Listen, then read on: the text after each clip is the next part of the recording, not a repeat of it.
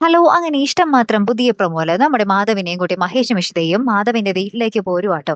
അതായത് അഷിതയായിരിക്കും അവിടെ വാതില് തുറന്നു കൊടുക്കുന്നത്. അപ്പൊ അഷിത ഇത് കണ്ടിട്ട് ഇങ്ങനെ ഞെട്ടി നിൽക്കുന്നുണ്ട്. പിന്നാലെ നമ്മുടെ ലയയും മനസ്വിനി അമ്മയും വന്ന് കുറെ ഒച്ചപ്പാടും ബഹളവും എടുക്കുന്നുണ്ട്. സ്വാഭാവികം അല്ലേ? നമ്മുടെ മനസ്വിനി അമ്മ പറയുന്നുണ്ട് ഇവളെന്റെ മകനെ നശിപ്പിച്ചു.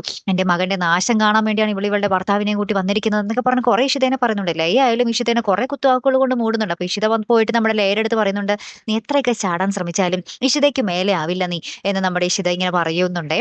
അപ്പൊ ഇതൊക്കെ കേട്ടിട്ട് നമ്മുടെ ലയ ഇങ്ങനെ കലിയടക്കാനാവാതെ നിൽക്കുന്നൊക്കെ ഉണ്ട്. ലാസ്റ്റ് നമ്മുടെ മഹേഷ് ഇഷിതയും തിരിച്ച് പോരുന്നുണ്ട്, അവരുടെ വീട്ടിലേക്ക് പോകുന്നുണ്ട്.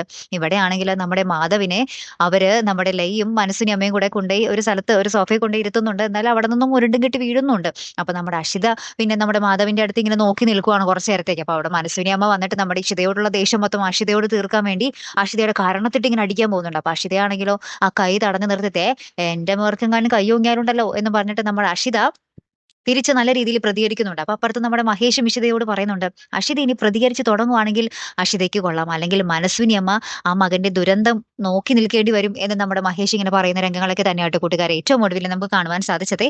കാത്തിരുന്ന് തന്നെ കാണാട്ടോ. അപ്പൊ അടുത്തൊരു വീഡിയോ വരുന്നത് വരയ്ക്കും ഗുഡ് ബൈ.